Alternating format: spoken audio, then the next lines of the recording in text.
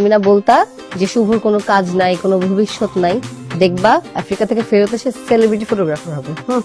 তাই নাকি? ফটোগ্রাফি আবার কোনো পেশা নাকি?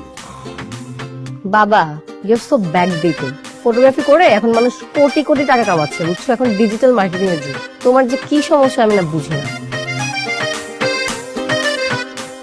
ফটোগ্রাফিতে আমার কোনো প্রবলেম নাই রে মা। প্রবলেমটা হচ্ছে ওই লাভ ম্যারেজটা। আমিও কিন্তু তোর মাকে ভালোবেসে বিয়ে করেছিলাম, কিন্তু তুই জন্মগ্রহণ করার পরপরই তোর মা মারা যায়। অবশ্য তখন আমার যথেষ্ট বয়সও ছিল বিয়ে করার, কিন্তু বিয়েটা আর করা হয়নি। কেন করা হয়নি জানিস? তোর মায়ের কারণে। আমি তোর মায়ের ভালোবাসায় আটকা পড়েছিলাম, সেই জন্যে নতুন করে আর সংসার সাজানো হয়নি।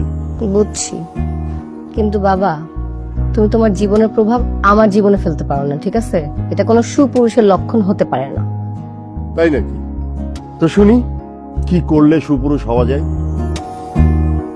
আমার সাথে শুভর বিয়ে দিয়ে। তাই নাকি? আচ্ছা ঠিক আছে, দিলাম। শুভর সঙ্গে তোর বিয়ে দেব, ওকে? প্রমিস? প্রমিস।